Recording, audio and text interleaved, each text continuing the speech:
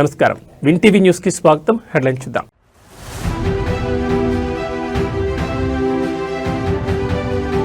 వందే మాతరం కేవలం పాట కాదు, భారత దిక్సూచి. ఈ గీతం బ్రిటిష్ వారిని సవాలు చేసిందన్న మోడీ.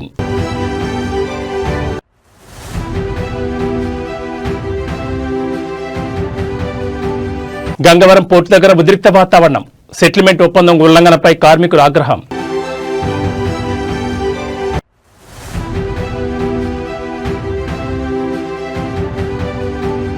శంషాబాద్కు వచ్చే 3 విమానాలకు బాంబు బెదిరింపులు. బాంబ్ డాగ్ స్క్వాడ్లతో ముమ్మరంగా తనిఖీలు.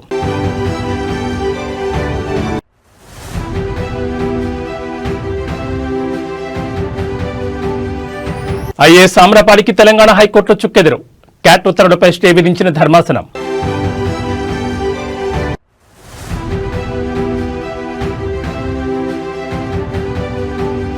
వల్లభనేని వంశీ ప్రధాన అనుచరుడు అరెస్ట్. సత్యవర్ధన్ కిడ్నాప్ కేసులో A2 నిందితుడిగా ఉన్న కొమ్మ కోర్టులో.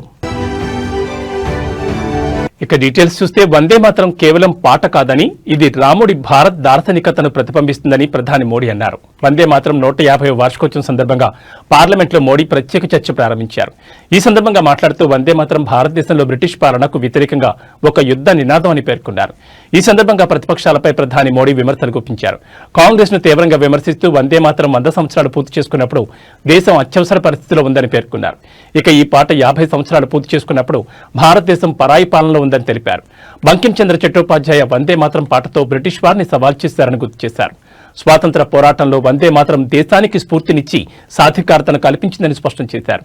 ఈ చర్చ భవిష్యత్ తరాలకు స్ఫూర్తినిస్తుందని చేపట్టినట్లు పేర్కొన్నారు. पूरब से पश्चिम, उत्तर से दक्षिण, वंदे मातरम हर भारतीय का संकल्प बन गया. इसलिए वंदे मातरम की स्तुति में लिखा गया था, मातृभूमि स्वतंत्रता की वेदिका पर मदोमय. मातृभूमि स्वतंत्रता की वेदिका पर मोदमय. स्वार्थ का बलिदान है, यह शब्द है वंदे मातरम. का अभिमान है, यह शब्द वंदे मातरम. आदरणीय अध्यक्ष जी, कुछ दिन पूर्व जब वंदे मातरम 150 का आरंभ हो रहा था, तो मैंने उस आयोजन में कहा था, वंदे मातरम हजारों वर्ष की सांस्कृतिक ऊर्जा भी थी, उसमें आजादी का जज्बा था. अंग्रेजों के उस दौर में एक फैशन हो गई थी भारत को कमजोर, निकम्मा, आलसी, कर्महीन, इस प्रकार भारत को जितना नीचा दिखा सके ऐसी एक फैशन बन गई थी. और उसमें हमारे यहां भी जिन्होंने तैयार किए थे वो लोग भी वही भाषा बोलते. 2 ఏళ్ల కాంగ్రెస్ పాలనపై మాజీ మంత్రి హరీష్ రావు తీవ్ర స్థాయిలో విమర్శలు గుప్పించారు. సోమవారం మీడియాతో మాట్లాడుతూ ముఖ్యమంత్రి ప్రతిరోజు ప్రజా దర్బార్లో ప్రజలను కలుస్తారన్నారని, ఆ గొప్పలు ఏమయ్యాయని ప్రశ్నించారు. రేవంత్ రెడ్డి బిల్డప్ బాబాయ్ అంటూ వ్యాఖ్యలు చేశారు. జల్సాలకు, విందులకు, పెళ్లిళ్లకు, సీఎల్పీ మీటింగ్లకు ప్రజాభవన్ వాడుతున్నారని ఆరోపించారు. రేవంత్ రెడ్డి ప్రైవేట్ లిమిటెడ్ పాలన అంటూ దుయ్యబట్టారు. 2 ఏళ్ల కాంగ్రెస్ పాలనలో రేవంత్ రెడ్డి ప్రజలకు వేదన, రోదన మిగిల్చారన్నారు. రేవంత్ పాలనలో హైదరాబాద్ బ్రాండ్ ఇమేజ్ దెబ్బతిందని విమర్శించారు. 2 ఏళ్ల పాలనలో ఆదాయం ఎందుకు తగ్గిందో చూసుకోవాలన్నారు. ఆర్గనైజ్డ్ కరప్షన్ పాలన రేవంత్ కుటుంబం మంత్రులదే అంటూ కామెంట్స్ చేశారు. కరప్షన్ ఎలా చేయాలో కాంగ్రెస్ పాలన చూసి నేర్చుకోవాలంటే ఎద్దేవా చేశారు. వ్యవస్థీకృత అవినీతికి కాంగ్రెస్ అధిష్టానం బాధ్యత వహించాలని డిమాండ్ చేశారు. 2 ఏళ్ల కాంగ్రెస్ పాలన ప్రజలకు మొండి చేయి చూపించిందని, అన్ని వర్గాల ప్రజలను మోసం చేశారని మండిపడ్డారు. ప్రభుత్వం విజన్, విధానమేంటో ఎవరికీ ఇప్పటికీ అర్థం కావడం లేదన్నారు. ప్రజలకిచ్చిన హామీలు, అభివృద్ధి, సంక్షేమం ఏమీ చేయలేదని మాజీ మంత్రి ఫైర్ అయ్యారు. విజయోత్సవాలు కాదు, అపజయోత్సవాలు జరుపుకోవాలన్నారు. ఇప్పుడు కరీంనగర్ జిల్లా నుంచి ఒక రైతు, నేను పత్రికలో చదివిన విషయం చెప్తున్నా. గొడుగు నాగరాజు అనే రైతు ప్రజాభవన్కి వచ్చి ఫిర్యాదు చేసిండు. ఆ గొడుగు నాగరాజుకు సెల్ ఫోన్లో మెసేజ్ వచ్చింది, నీ సమస్య పరిష్కారం అయిపోయింది అని. నిజంగా చూస్తే ఈరోజు కూడా పరిష్కారం కాలేదు.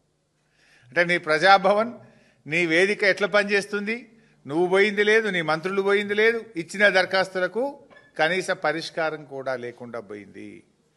అంటే ఇలా ప్రజాభవన్ అనేది ప్రజలకు ఉపయోగపడతలేదు, జల్సాలకు, విందులకు, ఫస్ట్ ప్రోగ్రాం వాళ్ళ మేనిఫెస్టోలో ఉన్న మొదటి కార్యక్రమం, ఆయన ప్రమాణ స్వీకారం చేసిన తర్వాత చెప్పిన మొదటి మాట అదే తుసుమన్నది.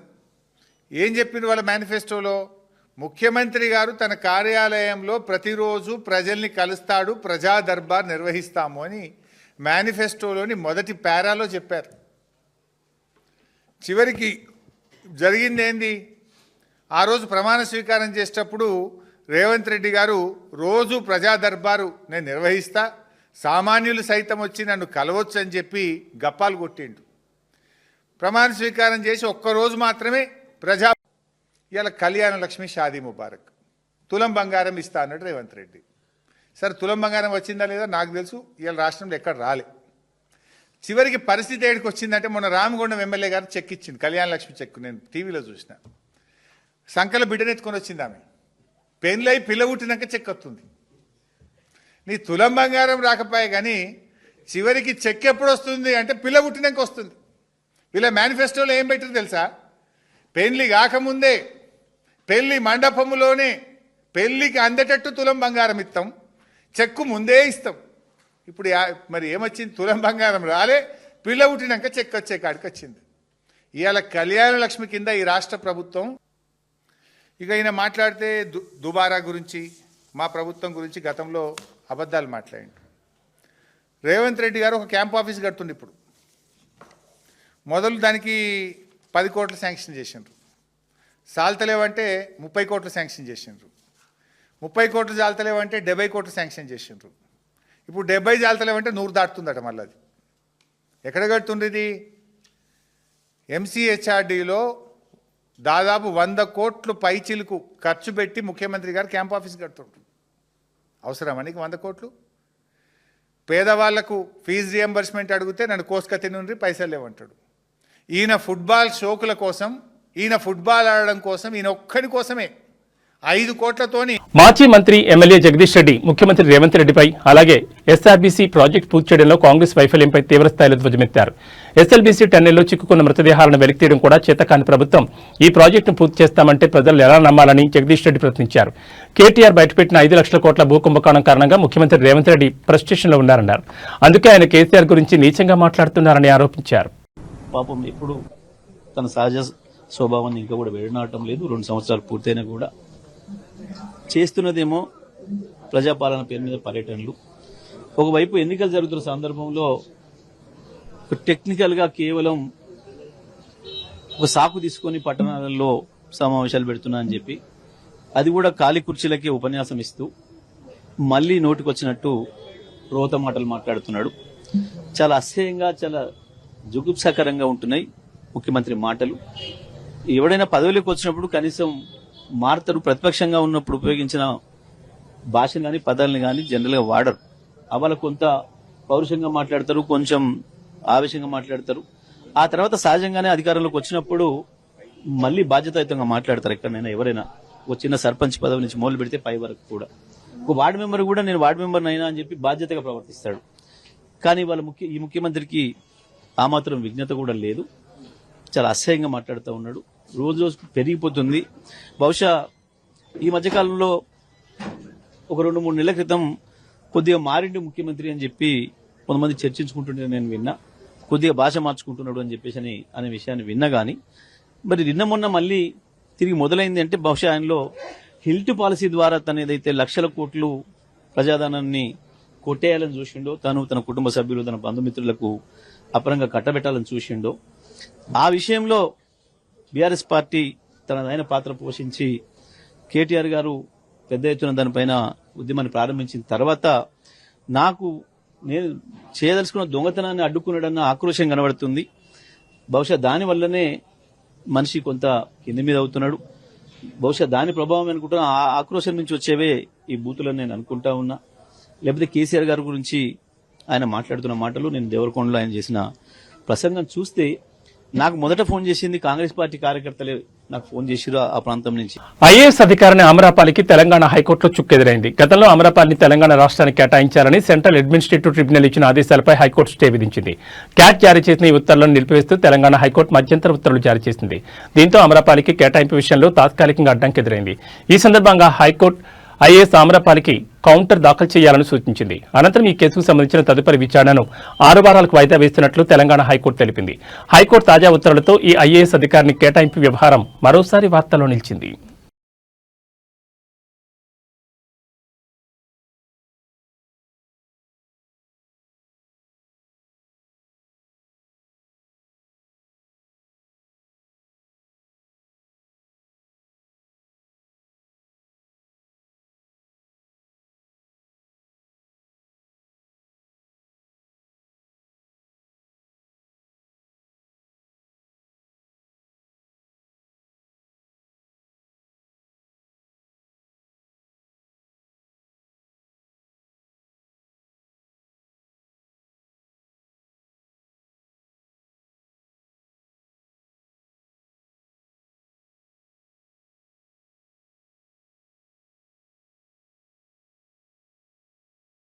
గన్నవరం మాజీ ఎమ్మెల్యే వైసీపీ నేత వల్లభనేని వంశీకి ప్రధాన అంచుడైన కొమ్మ కోర్టులను పోలీసులు ఎట్టకేలకు అదుపులోకి తీసుకున్నారు.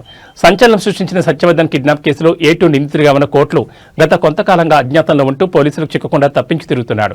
కోర్టులు ఆచూకీపై పక్కా సమాచారం అందుకున్న పటమట పోలీసులు ప్రత్యేక బృందాలను రంగంలోకి దింపి అతన్ని అరెస్ట్ చేశారు. సత్యవర్ధన్ బెదిరించి కిడ్నాప్ చేసిన వ్యవహారంతో పాటు గన్నవరం టీడీపీ కార్యాలయంపై జరిగిన దాడి కేసులో కూడా కోర్టులో నిందితుడిగా ఉన్నట్లు పోలీసులు తెలిపారు. ఈ 2 కీలక కేసుల్లో అతని పాత్రపై లోతుగా విచారణ జరుపుతున్నామని పేర్కొన్నారు. ప్రస్తుతం కోర్టులను అదుపులోకి తీసుకున్న పోలీసులు ఇవాళ అరెస్టును అధికారికంగా నమోదు చేసి కేసు వివరాలను మీడియాకు వెల్లడించే అవకాశం ఉంది. ఇదే కిడ్నాప్ కేసులో గతంలో వల్లభనేని వంశీ కూడా అరెస్టు కావడం, అనారోగ్య కారణాలతో జైల్లో ఇబ్బందులు ఎదుర్కొని ఆ తర్వాత విడుదల కావడం తెలిసిందే.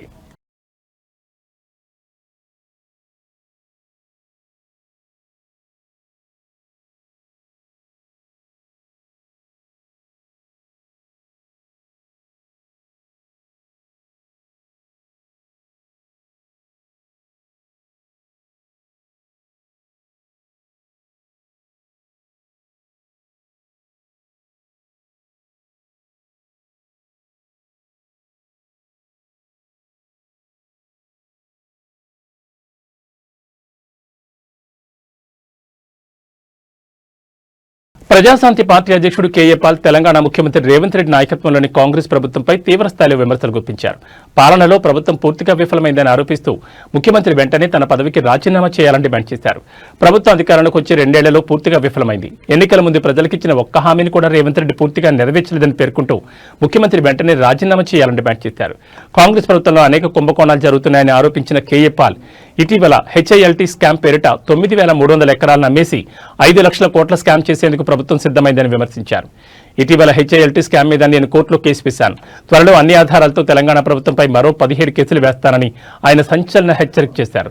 గ్లోబల్ సమ్మిట్ పేరిట ప్రభుత్వం అడ్డగోలుగా ప్రజాధనాన్ని వృధా చేస్తోందని పాల్ ఆరోపించారు. దేశంలో దోచుకునేవారు అందరూ ఈ సమ్మిట్కు వస్తున్నారని తీవ్ర వ్యాఖ్యలు చేశారు. తెలంగాణ ముఖ్యమంత్రి రేవంత్ రెడ్డి ముఖ్యమంత్రి పదవిని తీసుకొని 2 సంవత్సరాలు అయింది.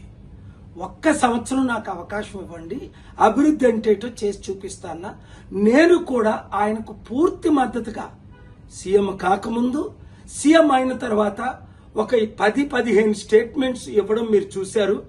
7-8 సార్లు ఆయనతో కలిసి అనేక సలహాలు ఇచ్చి రాష్ట్ర అభివృద్ధి కొరకు, ప్రజల అభివృద్ధి కొరకు ఏం చేస్తే అప్పుల నుంచి బయటపడతామని చెప్పాం. కానీ ఆయన వినలేదు సరికదా, ఎగ్జాక్ట్ గా ఆపోజిట్ చేసి నేను ఇచ్చిన సలహాలకు అన్నిటికీ వ్యతిరేకంగా పనిచేసి ఈ రోజు తెలంగాణ రాష్ట్రాన్ని సర్వనాశనం చేసినందుకు తక్షణమే ఆయన రాజీనామా చేయాలి. ఎందుకు రాజీనామా చేయాలి? కారణాలు బాగా వినండి. 1, 6 గ్యారంటీలు ఆయన ఇచ్చారు, 1 గ్యారంటీ కూడా నెరవేర్చలేదు. అందులో 2 లక్షలు తులం బంగారం మినేస్తానన్నారు, ఇవ్వలేదు. 2 లక్షల రైతులకు రుణమాఫీ చేస్తానన్నారు, చేయలేదు. 5 లక్షల నుంచి 10 లక్షలు కంపెనీలు పెట్టిస్తానన్నా, లేదు. 2 లక్షల ఉద్యోగాలు భర్తీ చేస్తానన్నా, చేయలేదు. నిరుద్యోగులకు 4,500 అన్నారు, ఇవ్వలేదు. మహిళలకు 2,500 అన్నారు. గ్యాస్ సిలిండర్ ఇలాగ చూసుకుంటూ పోతే 100 వాగ్దానాలకి కంటే ఎక్కువ ఇష్టం వచ్చినట్టు నోటుకొచ్చినట్టు అబద్ధ వాగ్దానాలు ఇచ్చి ఓట్ల కొరకు అందరినీ మోసం చేశానని ఆయనే ఒప్పుకున్నారు. ఇప్పుడేంటి, డబ్బు లేదు నన్ను కోసికి తినండి అంటున్నారు. అలాంటప్పుడు హైదరాబాదు దేశంలో నెంబర్ 1 సిటీ, అన్ని సిటీల కంటే. అలాంటి హైదరాబాదు రియల్ ఎస్టేట్ ఇప్పుడు పడిపోయింది. ఈ అపార్ట్మెంట్ ₹1,00,00,000 ఉన్నది 50 లక్షలు అయిపోయింది. ఎకరం ₹1,00,00,000 ఉన్నది 50 లక్షలు అయిపోయింది. వందల కంపెనీలు హైదరాబాద్ విడిచిపెడుతున్నారు. బాగుపడింది ఎవరు? ఆయన అన్నదమ్ములు లక్షల కోట్లు సంపాదించుకున్నారని ఆరోపణలు. ఆయన చుట్టూ ఉన్న మినిస్టర్లు వందలు వేల కోట్లు సంపాదించుకున్నారని చూసాం కదా. పొంగులేటి శ్రీనివాసరెడ్డి రెవెన్యూ మినిస్టర్ కొడుకు మీద రుజువులతో ఎఫ్ఐఆర్ అవ్వడం, వందల వేల కోట్లు ఆస్తి దోచుకోవడం. ఇప్పుడు 9,292 ఎకరాలు, దాదాపు 5-6 లక్షల కోట్లు విలువైన ప్రాజెక్టులు తన బినామీలకో ఇతరులకో ఇస్తున్నారని ఆరోపణలు ఇన్వెస్టిగేట్ చేయమని గంగవరం పోర్టు వద్ద ఉద్రిక్త పరిస్థితులు నెలకొన్నాయి. అదాని గంగవరం పోర్టు యాజమాన్యం వ్యవహార శైలికి నిరసనగా నిర్వాసిత కార్మికులు పోర్టు ముట్టడికి పిలుపునిచ్చారు. గతంలో వన్ టైం సెటిల్మెంట్ కింద కార్మికులతో చేసిన ఒప్పందం నెరవేర్చకపోవడమే ఈ ఆందోళనకు కారణమైంది.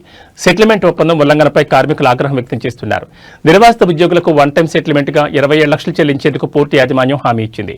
60 రోజుల్లో మొత్తాన్ని చెల్లిస్తామని ఒప్పందం కుదిరినప్పటికీ ఇప్పటి వరకు కార్మికులకు కేవలం 4,80,000 చెల్లించినట్లు సమాచారం.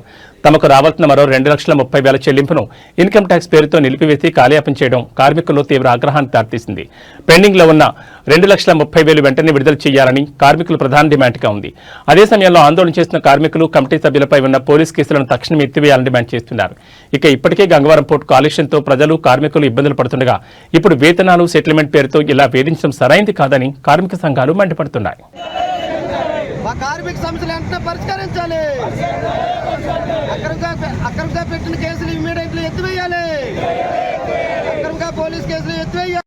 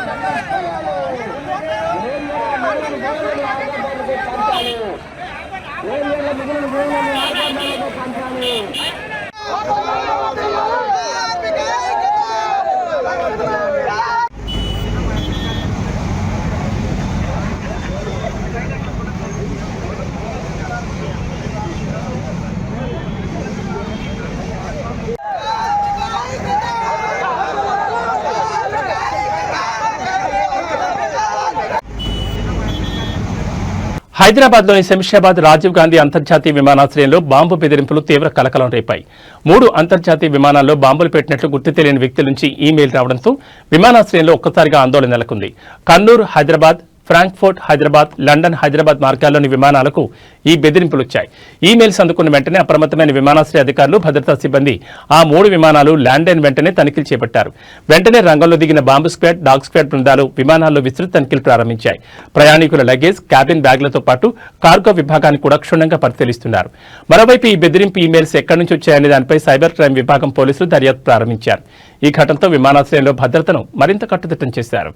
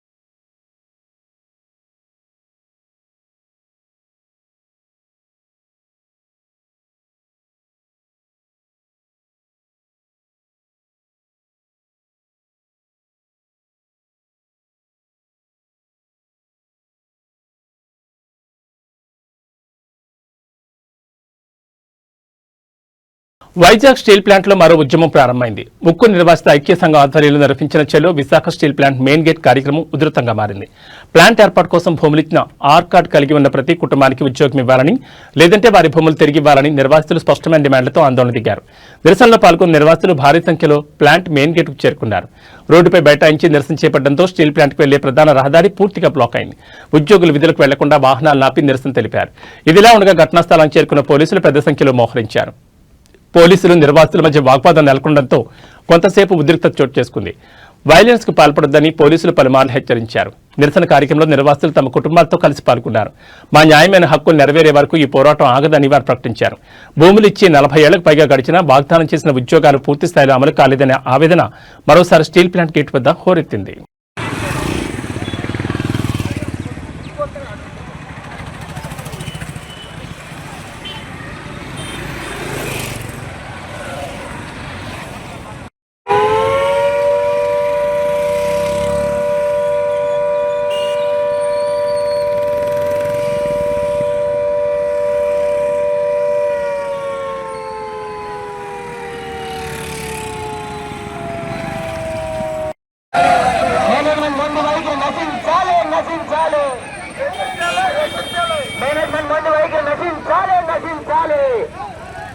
ప్రతి ఆర్గాడికి తగ్గిన సాక్షరం చెయ్యాలి. మిగిలిన భూములన్నీ ఆర్గాడు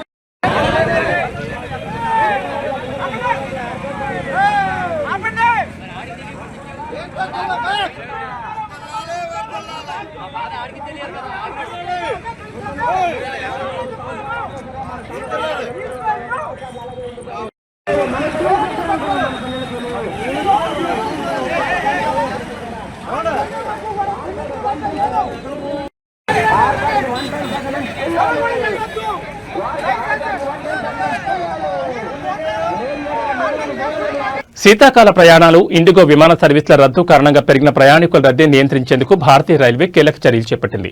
రాబోయే 3 రోజుల పాటు దేశవ్యాప్తంగా 89 ప్రత్యేక రైళ్లు నడుపుతున్నట్లు ప్రకటించింది. ఈ రైళ్లు వివిధ రైల్వే జోన్ల పరిధిలో 100కు పైగా ట్రిప్పులు నడపనుంది. ప్రయాణికులకు ఎలాంటి ఇబ్బందులు కలగకుండా ప్రయాణాలను సులభతరం చేయడమే లక్ష్యంగా ఈ నిర్ణయం తీసుకున్నట్లు రైల్వే అధికారులు తెలిపారు. రద్దీని దృష్టిలో ఉంచుకుని సెంట్రల్ రైల్వే 14, వెస్టర్న్ రైల్వే 7 ప్రత్యేక సర్వీసులను ప్రకటించాయి. అలాగే south eastern railway, eastern railway, northern railway పరిధిలో కూడా పలు ప్రధాన నగరాల మధ్య అదనపు రైళ్లు నడుపుతున్నారు. ముఖ్యంగా ముంబై, ఢిల్లీ, కోల్కతా, లక్నో, పూణే, పాట్నా వంటి రద్దీ మార్గాల్లో ఈ సర్వీసులు అందుబాటులో ఉంటాయి. దక్షిణ మధ్య రైల్వే కూడా శనివారం నుంచి 3 ప్రత్యేక రైళ్లను ప్రారంభించింది. వీటిలో చల్లపల్లి, షాలిమార్, సికింద్రాబాద్, చెన్నై, ఎగ్మోర్, హైదరాబాద్, ముంబై ఎల్టీటీ సర్వీసులు ఉన్నాయి. ఈ ప్రత్యేక రైలు ఏర్పాటుతో సాధారణ రైళ్లపై భారం తగ్గడంతో పాటు ప్రయాణికులకు సురక్షితమైన, సౌకర్యవంతమైన ప్రయాణం వెసులుబాటు లభిస్తుందని రైల్వే శాఖ భావిస్తోంది. వివిధ మార్గాల్లో ప్రకటించిన ఈ అదనపు సర్వీసుల ప్రయాణాలకు భారీ ఊరటనిస్తున్నాయి.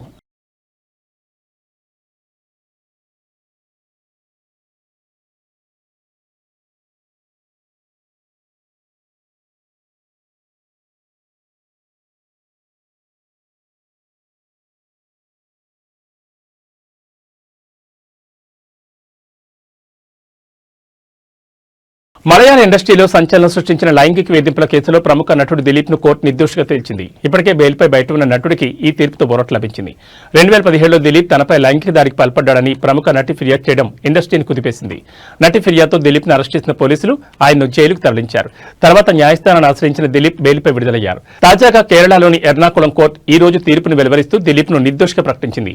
2017 ఫిబ్రవరి 17న ప్రముఖ మలయాళ నటి త్రిశూర్ నుంచి కొచ్చికి కారులో ప్రయాణిస్తుండగా కొందరు దుండగులు ఆమె వాహనాన్ని అడ్డగించారు. కదులుతున్న కారులోనే ఆమెను 2 గంటల పాటు లైంగికంగా వేధించారు. ఈ దాడిని వీడియో తీసి ఆమెను అవమానించేందుకు ప్రధాన నిందితుడు పల్సర్ సునీల్ ప్రయత్నించాడు. ఇందుకోసం 1.5 కోట్లకు సునీల్ బృందంతో నటుడు దిలీప్ డీల్ కుదుర్చుకున్నారని ఆరోపణలొచ్చాయి.